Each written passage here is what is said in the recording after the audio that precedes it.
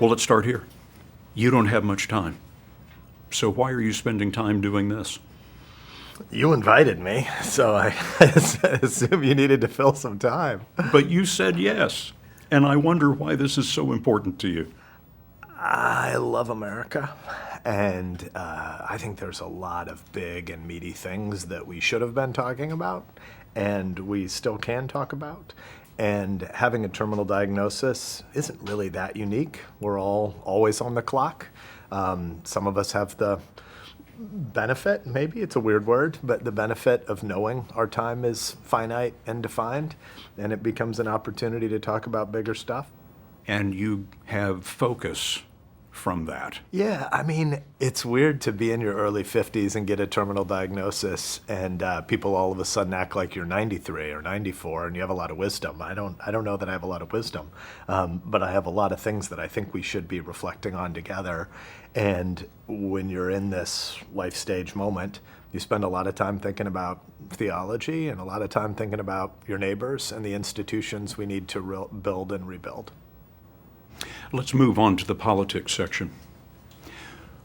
When Americans look to Congress, what do they see? It's a weird time, right? We're at 250 years in this glorious experiment. This republic was something that the founders wondered if it could last a generation. A generation was defined at the time as 19 or 20 years, basically the age of a woman's first birth. And Thomas Jefferson was very skeptical about whether or not we'd last a generation. So at one level, despite the pessimism of what they see when they look at Congress, we should start with gratitude that this experiment is 2.5 centuries in. Nonetheless, when your approval ratings are 8% or 11% or whatever they are, and yet re-election rates are in the mid-90s, something is wrong, and that breeds a kind of cynicism. The public wonders why Congress doesn't do a smaller number of big and important things and stop grandstanding and then go back home for a while, or for good.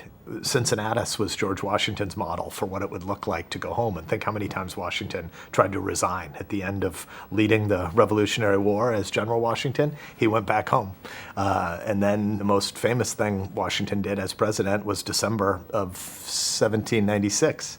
Hamilton made it famous, but it was really Madison more as Washington's muse to give the farewell address and go back home. We need a lot more people in Congress who have a servant leadership sense of why they were sent there, and then they need to go back home. But we aren't doing big things in Washington right now. It feels like a kind of Instagram for middle-aged, not fully attractive folks. But when voters look to the Congress today, what picture do they see? A lot of self-serving, a lot of hyperbolic language but limited substance, all hat, no cattle. Let's grandstand and pretend if you don't pass my piece of legislation this Tuesday, or if I don't demonize somebody on the opposite side of the political spectrum, the country's going to come apart. The public knows that the challenges we face are actually a lot bigger and more interesting than anything legislation can really touch. What I think historians will think 50 or 75 or 100 years from now when they look back on our moment is that politics weren't really very important. We're living through a technological revolution, which is creating an economic revolution. Let's be clear, we're the rich, middle-class, median Americans are the richest people any time and place in all of human history. And yet the economic revolutions that we're living through are unsettling culture and place.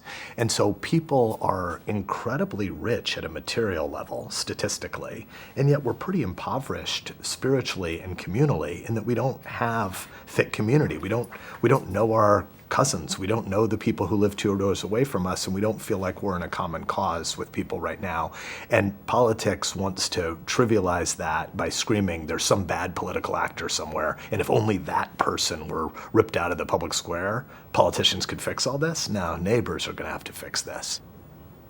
If Congress is looking at the wrong things, what is it missing? Well, at one level, not to be too nerdy, but I am trained as a historian, we are living through a digital revolution, which is both glorious and horrific at the same time. When I give speeches, inevitably, no matter what my topic was. It can be the future of college athletics. Question 1, 2, or 3 after I speak is some version of, do you think AI is going to bring heaven or is AI going to bring hell? And the right answer is yes.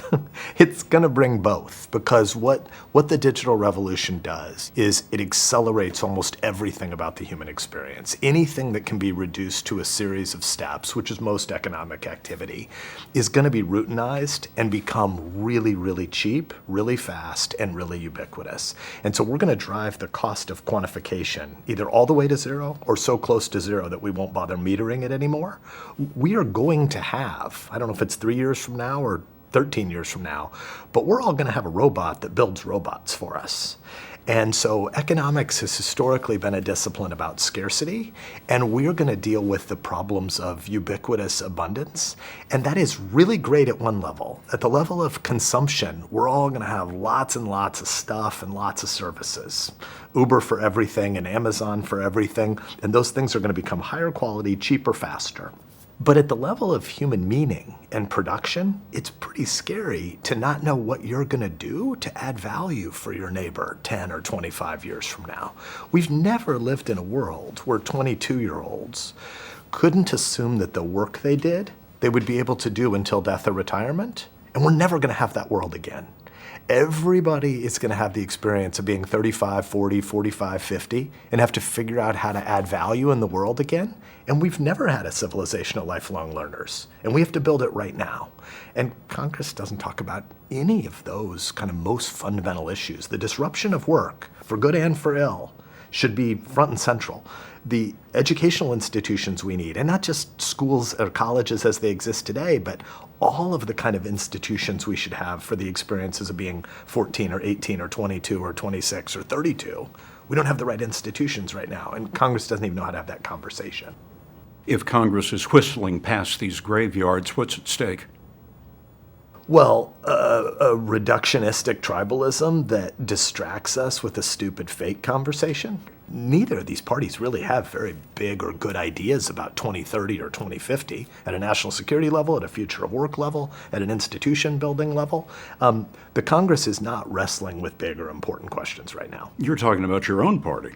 Both, yeah, and it's more than two, right? Like we should probably have 2,000 members of the House of Representatives, not 435. In the 100 days that the Constitutional Convention met in Philadelphia, Washington spoke one time, and the only issue that he spoke about was he wanted to make sure that a congressional district was only 25 to 30,000 people.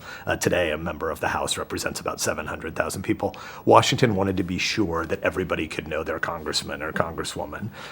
So the House should probably be much, much bigger than it is, but the Senate should be the world's greatest deliberative body. And the 100 people in that institution should have a brotherhood and a love and a friendship among them that they can help bring to the American people a rank order of the 3 or 4 or 5 most important questions.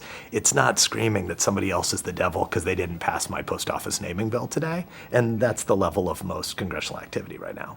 Is it social media that's destroyed the politics that we've known? It's a central piece of it. Maybe let's back up a tiny little bit. I think capitalism is the most glorious economic system the world has ever known. Capitalism is not the same as consumerism. And one of the things about the largesse that post-1945 global capitalism has created for really rich American middle-class folks is a sense that maybe more and more consumption can make you happier, and that's definitely not true. And yet, we're really rich, and so we're distracted by consumerism, and one side effect of consumerism is pure segregation. And so I think one of the fundamental things that's wrong in America is young people don't know old people, and old people don't get to serve young people. There's a lot that's glorious about being 13 or being 17 or being 21, but one pretty terrible thing would be to be 15 or 17 and think 15 and 17-year-olds have wisdom, because 15 and 17-year-olds don't have fully formed frontal lobes. They don't have wisdom. And one of the things 15 and 17-year-olds need is 60-year-olds and 80-year-olds in their life. And so pure segregation is, I think, a fundamental sociological problem in America, and social media is like dumping gas on that, where we create incredible short-term incentives to do and think and kind of bubble yourself into something that implies only your narrow demographic cohort or identity politics or market niche is where life is lived.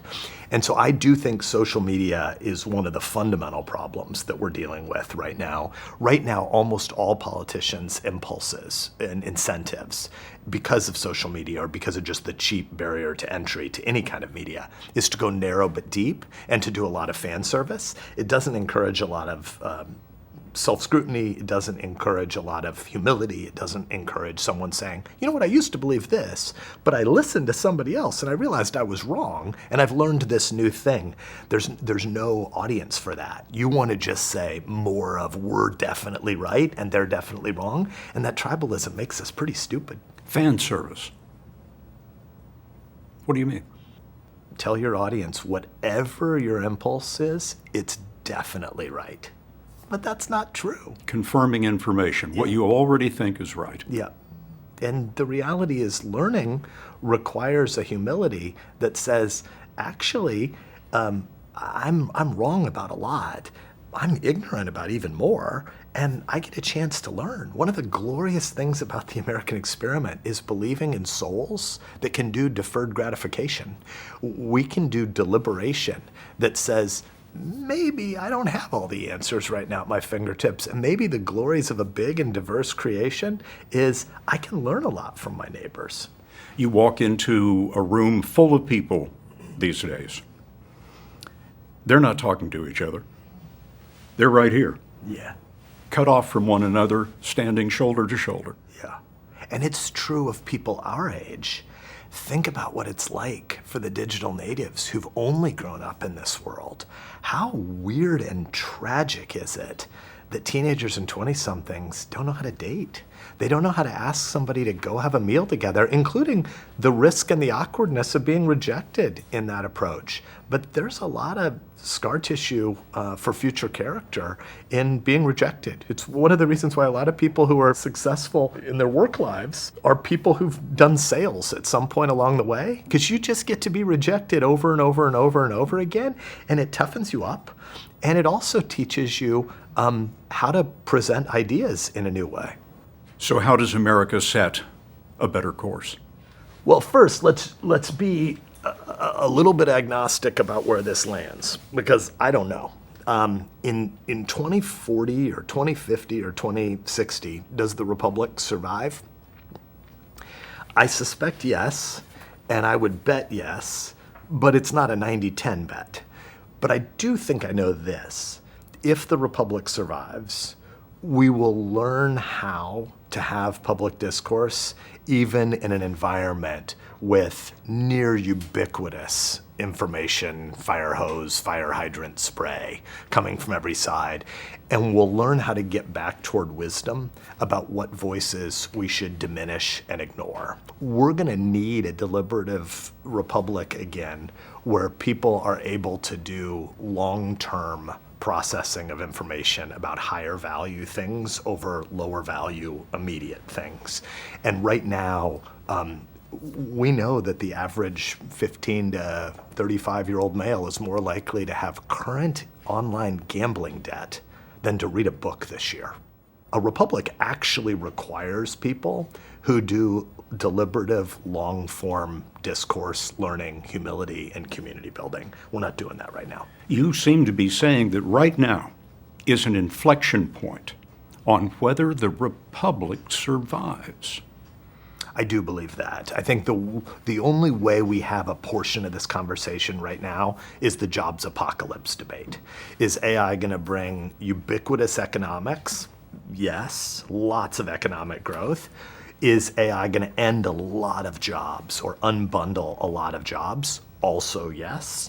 And we're going to need to figure out how to help our teens and 20-somethings become 30 and 40-somethings that can be lifelong learners and can get retrained for the new job in a sector and an industry that doesn't even exist yet. We're having a little tiny bit of that debate. But bigger and broader than that, we should be talking about what educational institutions we need for 10, 15, 20, and 25-year-olds. What in the world is happening with the natalism crisis?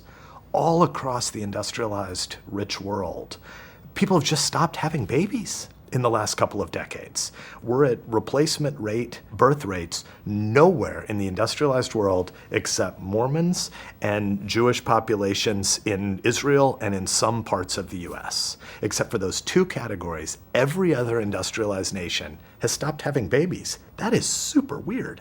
We've stopped having sex. Sex has collapsed demographically. Premarital, extramarital, marital. It is very weird, I don't have a phone on me, but that we carry around these super devices in our pockets that have distracted us from some of the most fundamental human activities and aspirations. Having a baby is a bet on the future. And almost everywhere in the world, and the world is richer and richer and richer statistically than it's ever been, people have decided, actually babies are kind of an inconvenience. Babies have always been an inconvenience. And the most glorious thing you can do to enrich your family and to make a bet on the future. How weird that we've stopped having sex, we've stopped making babies. We've decided that being distracted by a dopamine hit around Candy Crush might be a good way to spend your time. Not if you're a full human. I have never been in politics before. It was 2015 when Ben Sasse came to Washington. He voted conservative more than 80% of the time, and in 2020 he was reelected with more votes in Nebraska than Donald Trump. Then came January 6th. That day, Sasse called out, quote, "the screamers who monetize hate." You can't do big things together as Americans if you think other Americans are the enemy. Later, in Trump's impeachment over January 6th, Sasse was one of 7 Republicans who voted to convict. His stand against the insurrection offended the Nebraska Republican Committee, so he sent them a message. Personality cults aren't conservative. Conspiracy theories aren't conservative. Lying that an election has been stolen, it's not conservative. Acting like politics is a religion, it isn't conservative. January 6th was grotesque in stirring people up, was a terrible thing, but it's against a bigger and more important backdrop, which is the glories of the peaceful transition of power. Like when I, history nerd, say we don't do enough civics, I'm sincere that I think the fact that March 1801 is not something that all of our 5th, 7th, and 9th graders know, that's a tragedy. Let's review the amazing thing that happened. Washington leaves office, and it isn't clear after Adams and then Jefferson, both in his cabinet, when they run against each other in 1800. We think that our politics are brutal now. There were charges of everybody going to hell, North versus South, and Adams versus Jefferson, Federalists versus Democratic Republicans, and they really believed across the globe that America would end in civil war immediately. And Adams leaves office in March 1801. He doesn't attend Jefferson's inaugural, and he moves back to Massachusetts. And King George in England said, obviously, these people are going to go to civil war now. And Adams goes back home and peacefully hands over military power to Jefferson. Adams and Jefferson were of opposite parties. Right. And this is the first time, A contested perhaps election. in world history, That's right. that a party in power handed it over to a party that was against their view. We should make sure your viewers understand inauguration because of snowstorms back then used to happen in March. Now we can do it in January because we know the travel's going to work out. But in March 1801, we're 4 months after the election, and it wasn't clear that you would have a peaceful transition of power. We thought there might be a civil war right away. We should, at every inauguration, this was some of the tragedy of January 6th, is that we should at every inauguration use it as an occasion to teach the American people we don't have kings. In 2023, with 4 years left in his term, Sasse quit to become president of the University of Florida. There had been too little substance in the Senate and too much absence from his wife and 3 children. What was it about the Senate that led you to quit in your second term? The Senate should be the world's greatest deliberative body, and I think it can be again. But I was flying away from my family 4 or 5 nights every week, And most weeks we were not getting anything done. In the Senate. In the Senate. We didn't do real things. And it felt like the opportunity cost was really high. I want the Senate to be a grand and glorious calling for people. Right now, it's pretty tough to justify if some random guy or gal calls me up and says, I got kids at home. Should I fly away from my family 5 weekdays every week and go to the Senate? Will I be able to do enough to make a difference? That institution isn't that productive right now. Many senators I know would not be able to breathe without that job. It would kill them to leave. I don't want what you said to be true, but I fear that that is true, and that is a sign of a much, much deeper problem. We got a lot of people who serve in government who really do think the highest and greatest thing you can ever do is have the title senator or congressman. Bullshit. The best thing you can do is be called dad or mom, lover, neighbor, friend, governor, senator, House member. It's a great way to serve. It should be your 11th calling, or maybe 6th, but never top. What makes you a Republican? I'm of the party of Abraham Lincoln and Ronald Reagan. First of all, let me say I'm a constitutionalist first. Like, what I love about America is the idea that we don't believe government gives us rights. We have rights from God via nature, pre-governmentally, and then government is our shared project to secure those rights. John Locke. The founder, John Locke, is great. The Founders Constitutional Convention builds out some of the glories of this debate that every American school kid should be reading a lot of James Madison. The modern political spectrum, from this version of the Republican Party, or maybe let's say the 80 years version of the Republican Party and the last 80 years version of the Democratic Party, it's kind of an inside the family debate until the last 10 or 15 years about 1 cheer for government intervention in the economy versus 2 cheers. The right place to begin our conversation is 0 cheers for government or 3 cheers for government are both un-American ideas. 0 cheers for government is to say we don't need government at all. Well, that's just anthropologically naive. Human nature is broken. There's somebody who wants to take your life and your liberty and your stuff. And so we need government to hold evil things at bay and to protect people's lives and liberty and stuff. You ought to be able to walk home from a restaurant in the evening and not be worried about being mugged. That's a shared project for us to have government against the backdrop of a sinful, broken world. 3 cheers for government is soul denying because it implies that power is the center of life, which isn't true. The center of life is your neighborhood, your dinner table, and your loves. It's your family and your community, right? Like, that's the meaning of life, and that can't be solved by power. Edmund Burke. Well done. Edmund Burke is a perfect way to say it, little platoons. Because at the end of the day, we are a 330 million person nation, which is a glorious inheritance. But it's only 4% of the globe. We got 8 billion souls on this globe. 330 million are Americans. 330 million sounds small as a share of the earth, but 330 million is still way too big for anybody to get their heads around. You can't love 330 million people. You can love your immediate family. You can love your cousins. You can love your neighbors. You can love your coworkers. You can love your co-religionists at church or at synagogue this weekend. You have to learn in the little platoons how to love real flesh and blood people that you can hug, that you can cry with, that you can break bread with. And then the maturity of that love can be transferred onto something larger, like your nation. But you can't start at a 330 million person nation and decide who I supposedly love and who I supposedly hate, and then figure out how to become a good neighbor.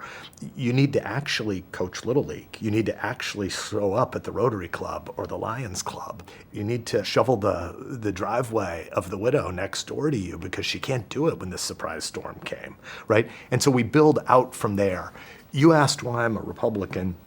I'm a Republican because I think the Lincoln-Reagan continuum does the best job of building constraint on thinking Washington is our fundamental political community. I think your fundamental political community is your neighborhood and your city hall and maybe even your state legislature. And right now, we are sacrificing a lot of our national politics to weird folks who want their main community to be their political tribe at a federal level. And that should be like the 9th thing or the 15th thing you care about, not the first or second thing.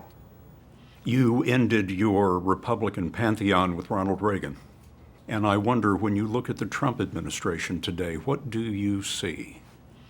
I mean, it's no secret that the current president and I wrestled on lots and lots of issues, but I don't spend much time commenting on our current politics because I don't really think our current politics are driving what's happening. I think it's mostly an echo of what's happening. I think we have really thin, shallow community right now. And unless people know the thickness of their local community, it's hard to make sense of what national politics are for. I think our national political dysfunction is an echo of larger problems. When you speak of the thickness of community, is that possible in a secular society? Or is God necessary for that? Wow, that's fun. I am a Lutero-Calvinist Christian who believes deeply in my theology.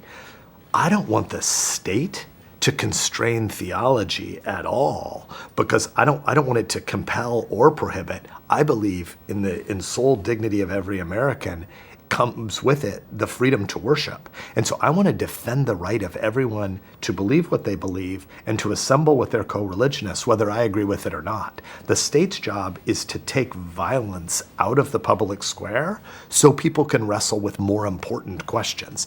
So in my view, yes, God is absolutely essential to all of these questions, but as Ben, the secular American citizen or office holder, my job is to prohibit violence so that all 330 million Americans come to the conversation on an equal plane to then have that debate. I wonder what you think the citizens of our country can do to fix our broken politics. Citizen is a great word. A friend, neighbor, co-laborer. There are so many big and profound callings that we have. We're living through a period of profound change. We are meant to hug. We are meant to make babies. We are meant to break bread together. And we are going through a moment of profound confusion about what it means to be human. And we're not preparing ourselves or the next generation for that. Our citizenry is going to need to do that together. Little bits and pieces of that are going to touch on politics, but the vast majority of it is going to be about grit, gratitude, entrepreneurship, family.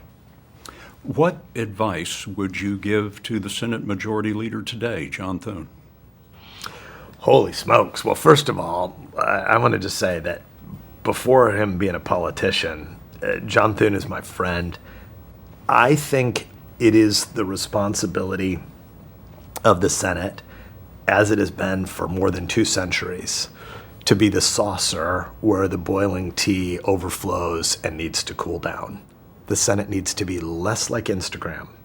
The Senate needs to be more deliberative, and that means less smackdown nonsense. One of the fundamental mistakes we've made over the last 30 or 40 years is putting cameras everywhere in Washington, D.C. This is not an argument against transparency. We should have reporters around. We should have pen and pad. We should have people recording what's happening. But we should make the Senate less of an institution that is built as a backdrop platform for people to get sound bites and own the libs or own the conservatives or have some smackdown short-term soundbite. That's not what the Senate is for.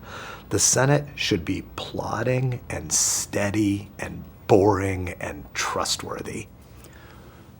What is your parting wish for America? I think we need to have more deliberation about our mortality and our finitude to therefore get back to wisdom about what living a life of gratitude looks like. And I'd like a lot more dinner tables to turn off the devices, put them out of the room, pour a big glass of wine, break bread together, and wrestle with some really grand questions about what you're building for your family and your next generation. Optimistic or pessimistic about the republic? I think the right answer should always be optimistic and pessimistic about the complexities of human nature.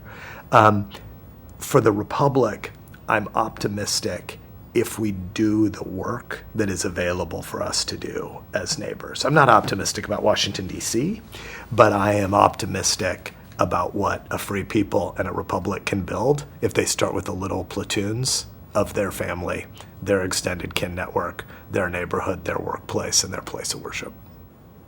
To be too frank, you were expected to be dead by now. That's frank. I like it. Let's be blunt. What changed? Let's go with providence, prayer, and a miracle drug. In mid-December, I was given a 3 to 4 month life expectancy. I am on extended time already. I have pancreatic origin cancer that is metastasized a number of places. So I've got lung, vascular, liver, other. Liver's pretty far along. You have 5 cancers. Yes, sir. He's in a clinical trial for a drug called daraxonrasib, a new idea in therapy. In many cancers, it's a defective gene that signals cells to grow nonstop. The drug blocks that signal. I have much, much less pain than I had 4 months ago when I was diagnosed, and I have a massive 76% reduction in tumor volume over the last 4 months. So maybe I'm going to crank and live a year instead of a handful of months, and I feel incredibly blessed. Do you pray for a miracle? Sure. It's not my biggest prayer because mortality is not news, right? Like we're all mortal. We're all on the clock. We're all going to be pushing up daisies eventually. And I think wisdom requires us to grapple with our death and our finitude early. But I do pray for a miracle as well. Just this month, the drug maker Revolution Medicines reported that patients who had 6 months survived a median 13 months. You are completely devoted to your faith, what's known as Reformed Christianity or Calvinism. And one of the tenets of that faith is that God ordains everything. And I wonder why you think God has put you to this test. Death is wicked. Death is evil. Death is not how it's supposed to be. And me getting a cancer diagnosis, again, is pretty small on the grand scheme of things, but it's a touch of grace because it forces me to tell the truth. And the lie I want to tell myself is that I'm the center of everything and I'm going to be around forever. And I can work harder and store up enough that I can atone for my own brokenness. I can't.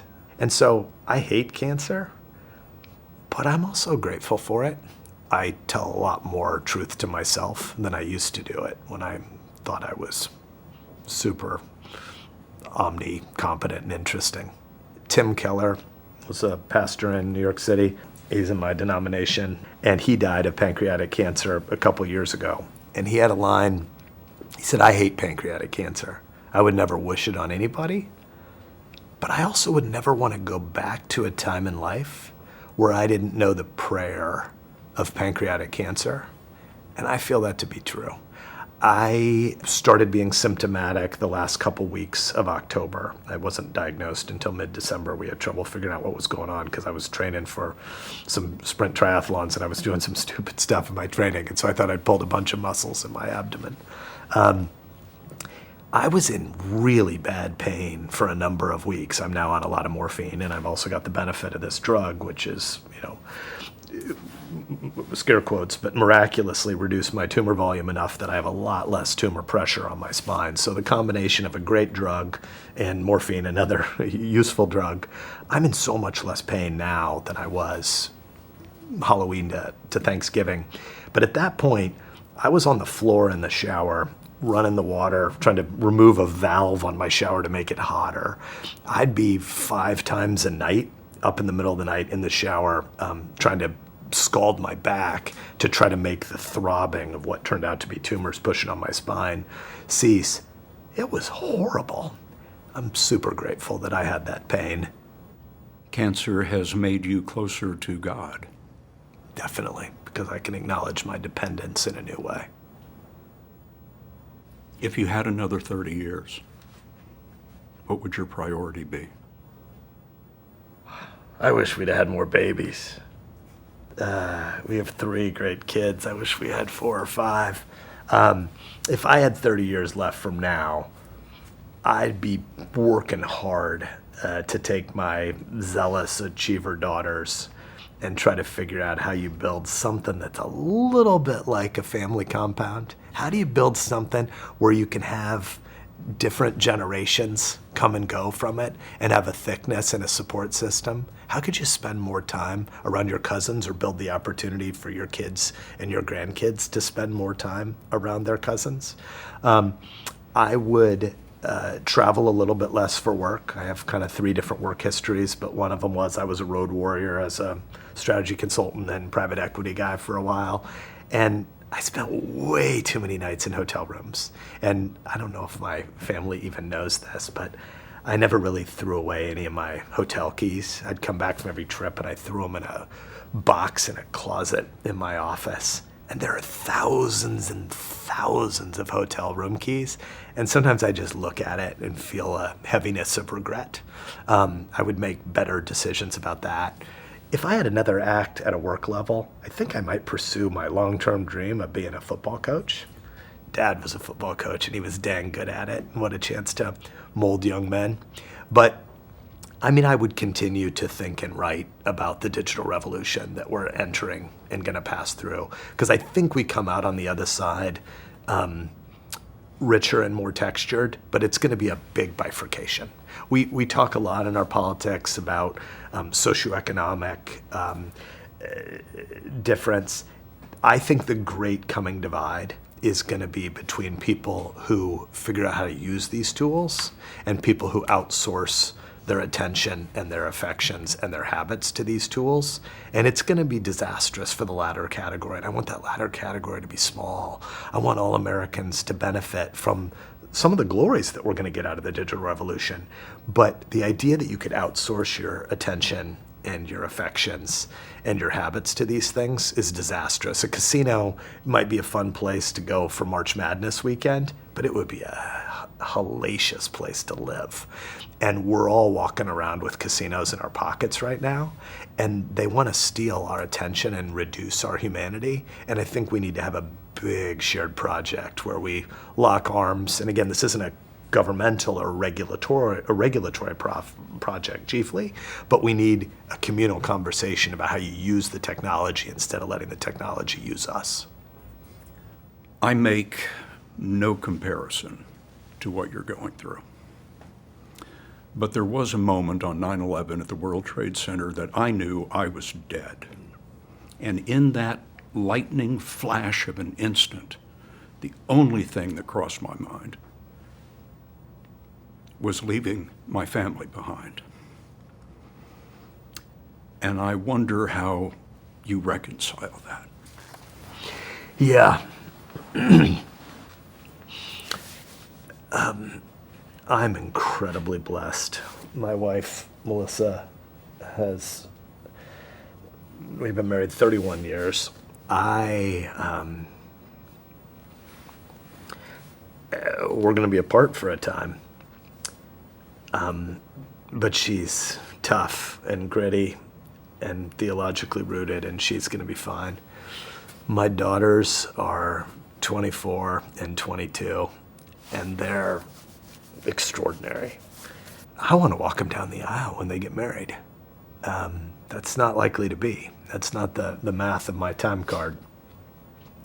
My son, we have a providential surprise. He's a decade younger than big sisters. He's 14, and he's going to be fine. He'll have other wise men and women to put a hand on his shoulder. But I'm super bummed to not be there at 16 and 18 and 20 years old in his life. I want to give him more advice than he wants, and I want to put my arm on his shoulder, and I want his shoulders to get taller. But it's not a surprise to God. And God, you believe, has a plan. Absolutely. There are no maverick molecules in the universe.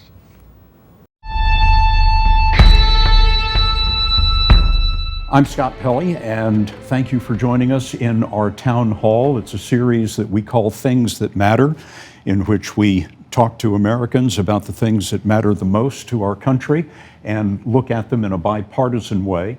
Our guest today is Ben Sasse, former United States Senator of Nebraska, who was once described as the smartest man in the Senate. He'll deny it, but here's why they have said that.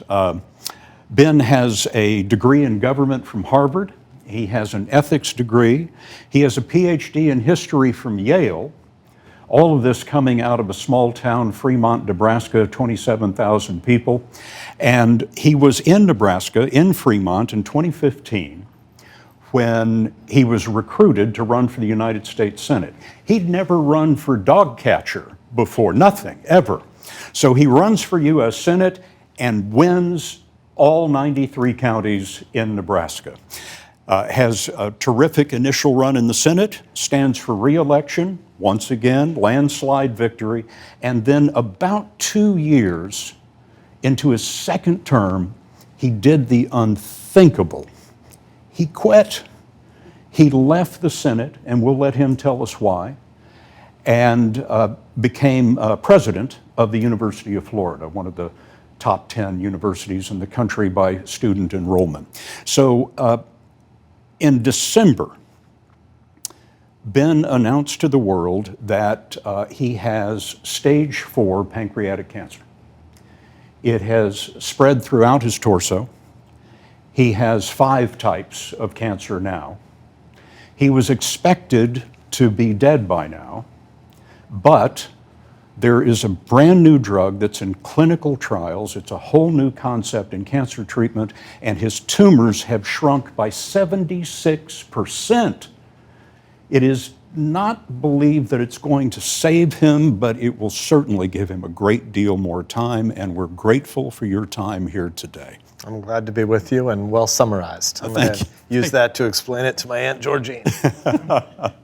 Well, we have a number of questions from our audience, because in this series we like to bring in Americans of all walks of life to tell us what is on their minds. And so I want to start with a question from Reverend Rob Lofberg. Reverend? Senator, thank you for joining us. Thank you for your gracious and thoughtful witness in your time in public life. I've benefited a lot from your books and podcast. It's great. Thank you.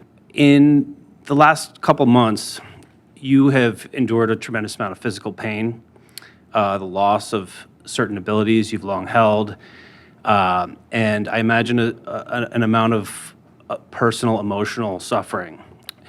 How has that changed how you talk to God?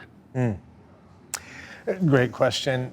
Thank you for making time for us. I lost 24 pounds in a hurry early on, sort of just pre-diagnosis and then early diagnosis. And I was moderately fit before that, and my pecs evaporated really fast. And so I think I'm probably slightly more emotional because I'm going through heavy stuff, but I also have that little quiver you get sometimes, like when you see your kids on a bike and life looks great, the sun's shining on their face, and you feel like this is a glorious day, and you get that quiver. I just break down crying now, and I'm sure it's a little bit emotional, but I also think I just lack some of the muscles that used to hold it in check in the past. So whether talking to God or anybody, I think I cry a good bit more than I used to. But Tim Keller, who was a pastor in my denomination who died of pancreatic cancer, said one time that pancreatic cancer is a wicked, wicked form of cancer that he'd never wish on anybody. But at the same time, he wouldn't like to go back to a time where he didn't know the prayer that flowed from pancreatic cancer. And I think that's a good summary for me as well, in that I definitely feel my finitude and my dependence more now than I did 6 or 12 months ago. And I think that's a real blessing because it's true. I can't get my face to regrow skin a lot of the time. How could I possibly keep the planets in their orbit and have planting and harvest seasons at the right temperature to bring forth food? We are dependent creatures, and knowing we are dependent creatures is a blessing, not a curse. So I'm grateful for the humbling that has come from a lot of this. I also think it's pretty amazing in the gospel when the disciples are trying to give Jesus a break. He clearly doesn't want to be fully understood yet as the Messiah, and he wants a break from the crowds, and the disciples are trying to keep even the little children from him. And he says, no, let the little children come to me. We're the little children. And that we get to pray to God with the name Abba, Dada, Daddy, that we get to admit our finitude, our weakness, and our dependence, and go to God and acknowledge how small we are. What a blessing. Well, in my detailed CV for former Senator Sasse, I left out the most important part. He is deeply committed to his faith, always has been. You're a Calvinist, Protestant Calvinist. I wonder, have you asked God why you and why now? Not really, because I think it's kind of always surprising that there's not more effects of the curse more immediately on all of us. When I look at how broken my soul is, any day that the sun shines feels like common grace that I didn't deserve.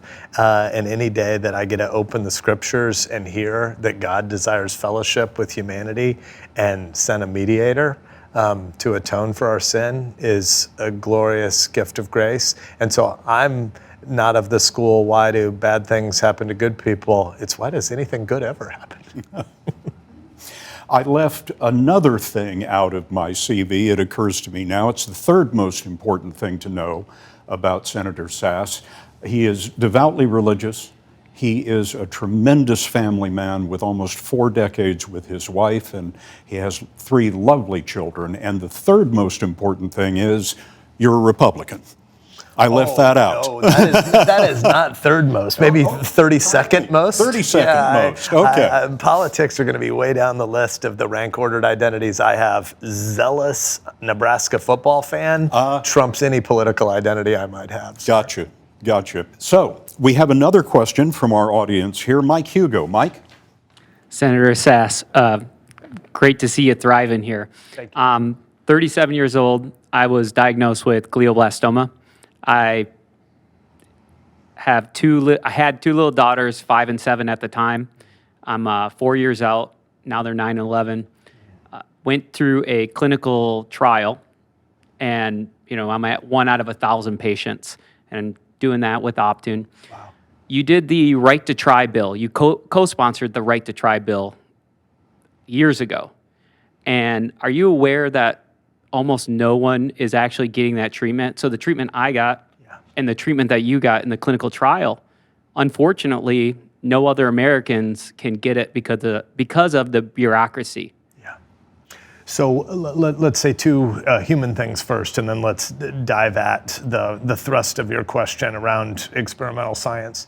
First of all, I'm sorry about your disease, and I'm not just sorry for you, but for your family and your daughters. It is a hard thing to see Dad going through what you're going through, and I hope you get very meaningful and thick time with them, and that they remember the fight that you're putting up. So just at a human level first. My view as a kind of one cheer for government kind of guy is there are lots of ways we can fall off cliffs. No government, terrible idea. Too much government, terrible idea.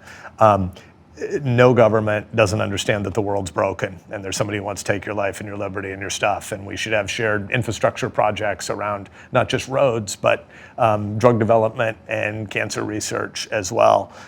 Too much government is a government that tries to homogenize every question and think a bureaucracy can find the right one set of rules. My view, and as somebody who's blessed now that I've been regrowing a lot of skin on my face the last 10 days, but from 3 weeks ago until 10 days ago, I wasn't very presentable in public because I had skin just crumbling off my forehead, scalp, nose, cheeks, tongue, and I was bleeding everywhere. That was a byproduct of a drug that I'm on that is doing amazing things. I am grateful for this drug. I want more people to have access to this drug, and people may make different decisions about how much side effect they're willing to endure. I'd rather decentralize a lot more of those decisions to individuals, patients, and their care providers rather than one-size-fits-all rules at the FDA. Again, lots of great Americans who work at the FDA. I just think we tend to dial it a little too tight on the idea that Washington should be in charge of who gets access to these drugs, and especially experimental drugs. We can just do the math around more experiments are going to yield more great outcomes at a population health level. I'm glad it's working for you right now, but 5 and 10 and 15 years from now, it isn't just my clinical trial or your clinical trial. It's the fact that in the case of my disease, 67,000 Americans are diagnosed with pancreatic cancer every year, and the survival rate is tiny. Let's make a dent in that. The best way to make a dent in that is more experiments. And so I would love a world where on the how much risk are you willing to endure to get access to a new trial or to allow our greatest scientific minds and researchers to experiment, I'd like to open up the dial quite a bit and let a lot more people get access to these drugs. The right to try bill that Mike just described, what was it designed to do? I mean, at the simplest level, it is saying to the FDA, let's let a lot more people have access to these drugs, even though there will be some bad side effects. And so let's allow a lot more experimentation, a lot less bureaucrats saying no to doctors and patients who say, let me have a shot at it. Particularly for patients who have no options. Exactly. Did that become law? It did, but there were different amendments on it that I think made it a little stricter than we had expected it might be at the beginning. And I don't comment much on the particulars of policy because I'm not current on all these topics, and I'm also on a lot of morphine. But in general, I'd like to see the FDA open it up a good bit. Let's air it out a bit. You're on a lot less morphine than you were before. That's true. And because I'm fascinated, give me 2 seconds to tell you about this drug. It is, if I understand it correctly, and there's always a danger, a new approach to cancer therapy. It's not a systemic poison, if you will, like so many chemotherapy drugs are. This is a drug that is like a jamming device. Senator has 2 genes that are sending out signals to the body that telling the body grow, grow, grow. And they never say stop. That's cancer. This drug acts as a jammer that prevents the signal from getting through. The defective genes are still sending the signal, but this stops the signal from getting through to the rest of the body. That is roughly well explained. That's roughly the jammer concept. Analog is the exact same way I understand it. And so, like you said, your tumor shrank 76% so far. It's astounding. This is in clinical trials. The company that makes the drug and developed the drug just announced the end of the 3rd phase of the clinical trials and reported that patients like Senator Sasse would typically have around 6 months to live, but on this drug, they are showing 13 months and counting. So a wonderful thing. Glorious bit of science and a whole bunch of families that, like yours, get a lot more months together. We're all on the clock, but man, there's a difference between 13 months and 4 or 6. 2 daddy-daughter dances that Amen. no one said I would ever make. Amen. Those memories are for a lifetime. Well done. Well done, Mike. Thank you for that great question. Now, we're going to move to the back row to Anais Arouse. Anais? Senator Sasse, it's an honor. Thank you for being here. Thank you. My father suffered from early onset Alzheimer's at age 54 that left him unable to care for himself. By the time of his death, just a few weeks ago, he didn't even know his own name. He was 63. Without my mom, my sister, and me, he would have been on the street. You have talked a lot about the collapse of community. In a country as large, diverse, and individualistic as the U.S., what can we do for those who don't have a family or resources when serious illness hits? Thank you. Thank you for being here. Thank you for your question, and I'm sorry about your loss of your dad. I'm sure those 9 years had sparks of special moment and a lot of ache and pain, so I'm sorry for your suffering, including so recently. I believe in a social safety net. I'm skeptical of the idea that Washington comes up with enough pluralism and diversity to meet the needs of all of our communities. I would like to see our governors and state legislatures be a lot more powerful, and our federal legislature and bureaucracies in Washington, D.C. be a little less powerful and homogenized. I would like to see a lot more of our social safety net and welfare spending block granted to states so states could experiment more. I think that a government, and again, government is a super important shared function that we have, but a government is inevitably a monopoly, and monopolies typically fail because they don't have enough experimentation. And instead of failing one way from Washington, D.C. that's the same everywhere, I'd rather have us have 50 states experimenting, and maybe we fail 45 or 47 or 49 ways, but it's probably not 50 of 50 same ways. And you'd be able to experiment with a little more community care and aging in place and thickness about how you manage a patient going through Alzheimer's or dementia type issues, where different communities got to experiment. Florida, we're recording this in Florida. Florida's glorious. Nebraska's the most glorious. New York and Illinois and New Mexico are all wonderful places as well, but I would like to see more experiments happen at a local level so governors and legislatures can learn from each other. I don't know what your experience was like with your delivery of care, but my guess is if you were experimenting and you and your mom and your sisters are trying to help your dad, it's easier to get to a state capitol than it is to get a hearing in Washington, D.C. And I'd like to see more diversity of experiments about how to care for folks like your dad going from 54 to 63. We have a question from Joshua Proctor. Thank you so much. First of all, I work in a Presbyterian church, so I love the reference to Tim Keller there. But my question for you is, Pete Hegseth has framed the war in Iran in terms of a divinely sanctioned mission. And as someone who is of deeply committed Christian faith, has spent many years in Republican politics, and I've appreciated the nuance with which you've spoken, where do you see the line between a politician's faith genuinely guiding their decisions, which I would say most Americans agree with, respect, versus exploiting religion for political ends? And along with that, I'm wondering how facing your own mortality has impacted the way you see that line. Yeah, thank you for the question. So first of all, in my tradition and in Christianity more broadly, we often talk about the kingdom of the right hand and the kingdom of the left hand. And common grace, the secular sphere, is still God's space and God's sphere, but it's a question of whether or not explicit revealed theology is guiding our government. And I think that the purposes of government are to maintain order. It's not to be theologically precise or accurate about what anybody should believe.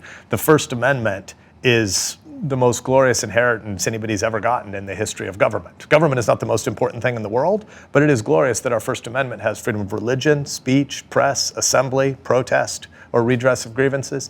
But that means that what I want government to do is create a space that is free from violence so people can worship as they see fit, whether I agree with them or disagree with them. As a neighbor, I might want to wrestle with theology with somebody, but I don't want to use the state to accomplish theological ends. I want to maintain order for a secular sphere that is free from violence. So I don't subscribe to views of geopolitics as God is accomplishing a precise thing in those places. I think our servant leaders are responsible for using their time in office to try to minimize violence, maximize order, human liberty, in my view, the future of geopolitics 10 or 40 years from now is going to be more US-led or more Chinese Communist Party-led. And I would rather have open navigation of the seaways, freedom of religion, human rights, commerce, trade, transparent contracts. And so I would rather have there be more US-led freedoms for the world, but not because the US is an eternal entity. The US is just the best experiment in government we've ever known, but governments are going to pass away. Ultimately, at the end of days, when we all wrestle through and with the questions around our own mortality, there will be no more tears, there will be no more cancer, there will also be no more government. Government is a tool. It's a really important tool, but it's a time-limited tool. We mentioned at the beginning, Ben, that despite a very successful political career, you quit the Senate in roughly the middle of your second term. And I wonder, what was it about the Senate that made you think you were not making progress there? So the Senate is a great institution. It has been greater in the past and it needs to be greater in the future, but it is still a very important institution. We sometimes call it the world's greatest deliberative body. There's not enough deliberation happening there right now, but I hope that it happens again. I wasn't looking to leave the Senate. I was just mindful of the fact that we were very, very unproductive. And when I first ran for office in 2014, my girls were 12 and 10 and son was 2. And I knew I was going to be flying away from home a lot of every week to be serving in Washington, but the family was still living in Nebraska. And I was missing way too many family dinners. I was still pulling on oars to do that work. I wasn't looking to leave. But when I was called to become the president of the University of Florida, it seemed like the math was pretty easy that we could accomplish more at an institution like that, where there was an ability to string together strikes and spares and add up to something at a time when the Senate wasn't very productive. So I want to be clear, I didn't leave the Senate because the Senate is bad. I was pulled to something that was bigger and better for a time. And frankly, I want a lot more experiments about age 14, 16, 18, 20, 22, 24, 26. The AI revolution we're going through is going to require us to build tougher, grittier humans. The University of Florida is one of the special institutions doing that. We need a lot more institutions building things like that. And with that, we'll move to our last question from Lindsay Wynn. Lindsay? Thank you for being here. Lindsay. Your positivity is an inspiration. Kind of you. Senator Sasse, you've been a senator, a university president, a policymaker, an author, and most recently, a podcaster. But if you remove all these titles, accolades, and the many, many impressive achievements during your lifetime, how do you want your children to remember you? Oh, that's big, Lindsay. Thank you. Thanks for mentioning the podcast. When you have a terminal diagnosis, you feel like you should launch a podcast, because I'm a Monty Python fan, so we call it Not Dead Yet. And Chris Starwalt, my co-podcaster, and I said, let's go and interview some interesting people about how you redeem the time, because we're all on the clock and you want to prioritize the limited time you have. I hope my kids remember me as someone who was grateful for the many blessings that we've all inherited, but was also able to daily repent and acknowledge my brokenness and my finitude. And I'm glad when you run through titles that are around work, I was hoping you'd give me a chance to say, which titles do I like more? And they are husband, dad, son, friend, neighbor. We all need to pay the bills. But the ways that we earn our living are not the most important titles. The most important titles are those relational ones to the people next to us. And so sinner who's been redeemed is probably top of my list. Just before we came in here, Senator Sasse and I sat down for an interview on 60 Minutes. And in doing the research for that interview, I was curious about his last name. He comes from the great German tradition in Nebraska. And it turns out Sasse is medieval German for, believe it or not, citizen. So you're Ben Citizen. Tell us, please, what the citizens of this country can do to set America on a better course. We are entering a fascinating moment where AI tools are going to give all of us access to all the data on Earth, right? Once upon a time, the Gutenberg Revolution made it so that regular citizens could get access to books, right? Amazing thing that books became so cheap that regular folks, regular farmers could have them. There was still a difference between a library and a school. Having access to all the information is not the same thing as having a community to progress through it. And I think in a way, the internet of 1994-95 becoming the AI algorithmic tools and large language models of today is analogous to that fire hose of information in the library not being quite like school yet. We have an opportunity now when intelligence is going to be commodified to figure out what it means to have thick community again, even at a place where all the information of the whole world is accessible to us every place. And so we're going to need to rebuild community thickness around extended kin networks and workplaces and places of worship. And wherever your listeners tonight are going to break bread, they should regard that as the center of the world. And there's a big temptation in this moment to look at the super tools in our pockets and say, the really interesting thing is something happening far, far away. The opposite is true. The most interesting place to be is where you're still gonna be with your kids despite a terrible cancer diagnosis, where you get to break bread tonight and you can wipe away somebody's tears and you can give somebody a hug and you can encourage them and you can read a story aloud together. And even though we have Spotify and whatever other streaming service, you can make music where you live. You can make babies where you live. The center of the world needs to be the place where 330 million Americans are raising their kids and breaking bread tonight. And we need to revivify, re-enchant that sense of place and thick community. And there is no better place to end. Thank you very much, Ben Sasse. Thank all of you. We're going to have many conversations on CBS News in our Things That Matter series, and we are so grateful to you and grateful to you for participating. Thank you, my friend. Thank you. Thank you all.